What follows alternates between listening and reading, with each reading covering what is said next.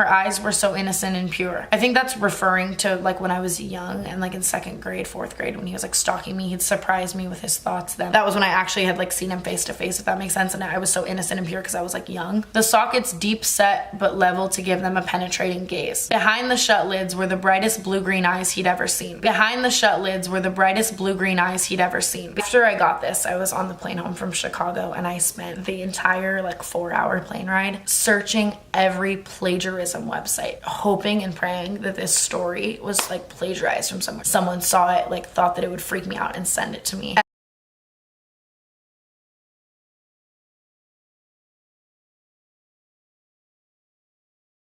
And I spent like $100 signing up for all these memberships, like $4.99, like $5.99, like all these websites, because they make you pay for the membership before they can really like check to see if it's plagiarized. And literally like 50 plus websites were like no traces of plagiarism. It's written by the writer. And I think that freaked me out more than anything. Say nigger. Walks up to me and he kind of like locks his arm around me, like around my neck like this, and it wasn't like it was like a chokehold or anything. It was very like firm and like tight, like I couldn't have really gotten out, if that makes sense. I'll explain that in a second. And so the guy looks at me and he wraps his arm around me and he looks in the camera and he goes, say, and he puts his thumbs up and then like blank and he says the N-word, like hard R, N-word, like say N-word, like hard R, like smiling loud as fuck, like yells it, and then like looks at me and looks into the camera, like say nigger. Please imagine like say blank, like yelling, thumbs up, arm locked around me. Say nigger.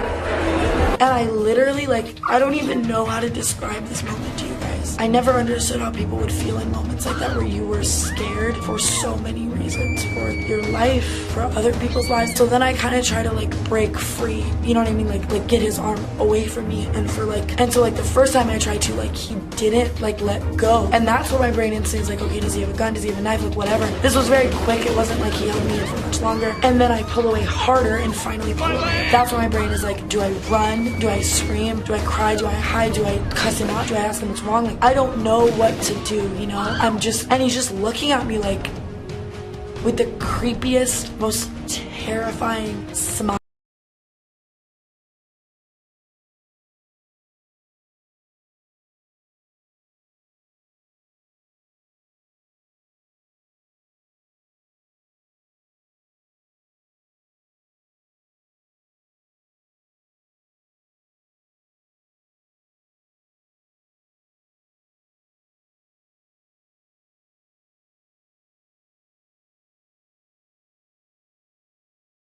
Girl. Oh my god, me. 2 years old. Did you get that in the 1,000 Stop bars? telling him. You're feeding his ego. You're yeah. in the Bella part You're just two. making my... He's gonna make, before you know it, he's gonna Bro, make, can I you know. stop? It's designer. Can you please My stop? pants are Cavalli. No, like,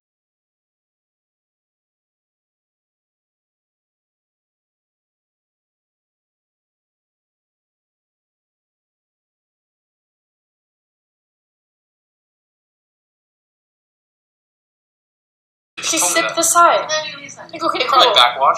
I don't backwash out of a fucking straw. Yeah, you're playing. Ooh! Yeah, you're playing. Ooh!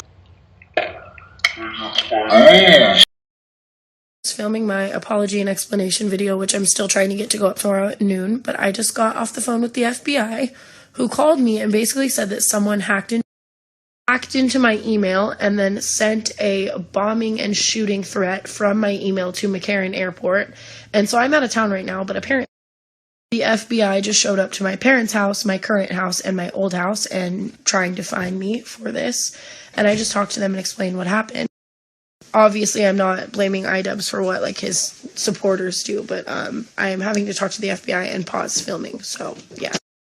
And I'm supposed to fly home tomorrow, but I'm not sure if I can. Now I might have to avoid the airport. So I will keep you guys updated on this situation and when my apology video goes live.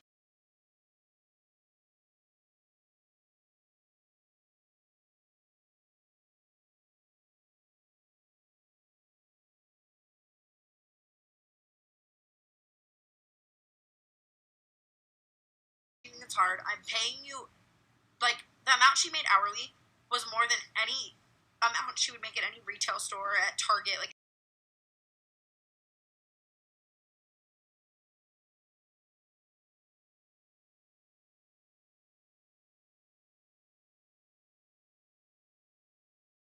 guys, I addressed this on YouNow earlier, but I want to address it on my Snapchat really quick, and I have addressed this before in the past a few times, actually, but I want to address it again for anybody who doesn't know or hasn't heard.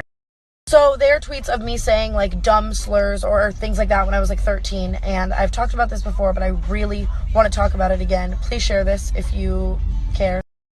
Growing up in Vegas, everybody said those words, and I didn't even know that they were considered racist at all. They were in rap songs, and I totally thought it just meant, like, homie or, like, friend, and I was and, like, so dumb. And when I... You know you was stupid nigger, right? You know you was stupid nigger, right? You fucking nigger!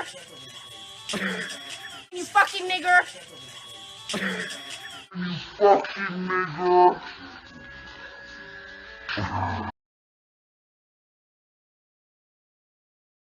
Until like 4 years later when people are like, hey, these are racist. And I was like, what? Like, what do you mean? Like, it's in every rap song. Like, Mac Miller says it, he's white. Like, why don't... And I was totally misinformed. And then I realized it was, and I never said it again. And I apologize. And I will gladly own up to anything I've done, which I think a lot of YouTubers, when they get called out for things, I don't think that's a good look. If you did something and you are different and you've changed from it and you're not that person anymore, you should own up to it instead of just moving on. And when I look back to those times, I regret it so much. But it's hard to be filled with regret because I was just ignorant and uninformed. My parents never said anything. No one ever told me. And so even though I can honestly say I was 100% unaware of the fact that it was wrong, I still did it. And I'm sorry. And now I am such a huge advocate for anti-racism and black. And I'm so thankful that I did not live the rest of my life being ignorant and that I have this platform to advocate for things like racism. And if you are racist, unfollow me. And I just hope that people can understand that I was just 12, 13, an idiot, and didn't know any better. And all my friends were saying it, and they still say it to this day, and like think it's cool. And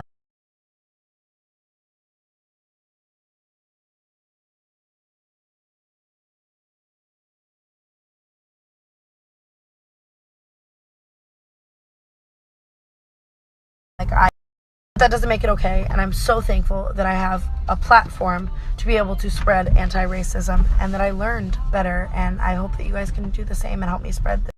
I mean, honestly, would I make my Twitter name Black Lives Matter for months when everyone was telling me to change it if I wasn't such a giant fucking advocate for Black Lives Matter? And that's also with anything, like how like 5 years ago nobody thought about the fact that it was wrong to be like, oh my god, I hate that movie, it's gay, and now they know that it's wrong to say things like that.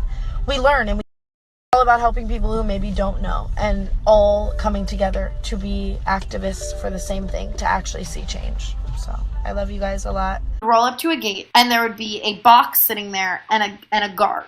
So this is where she said the first officer is. And so on the box, you would have to scroll down to my name and press call. She says she's still paying the rent, so I mean, I guess she would be on your... Up to the guard gate, have to tell, or the guard person, tell them who you are, like show your ID, why you're here, all this kind of stuff. Don't you love the security guard at the first gate? So nice, wow. So nice. Can't call her, so we're gonna find another way into the things. I mean, I guess we could wait for someone to let us in, but there's an easier way. This gate is open every day until like I think 6 p.m. So like even if you don't live here, you can still come into here. Such high security, wow. All these separate buildings, but the guard only lets you into a certain building, which is like the one of where you're going. You go to any building you want to. There's no security guard that takes you to a certain building. There's another guard and another call box with a door. So she wasn't lying when she said there's a little room with the call box, but she was lying about the security guard. Once again, is there a guard here? No. And the door is locked. And then at the door, you have to call me on the call box again, state why you're here. I buzz you in. This door is open from the back. Okay, so we're in here now. Is there a security guard next to the elevator taking us to a floor? No. And I only buzz you in for a certain amount of time. Is there a security guard in the elevator? It's not even a thing. Then you get in the elevator, and you're only permitted to the floor that I live on. Then Well, let's just do it every floor, though. Let's see. But let's try this time. The 24/7 security comes and finds you and asks why you haven't left. Okay? So here we are. No security guard. So secure. So this is where we first were at the call box right there.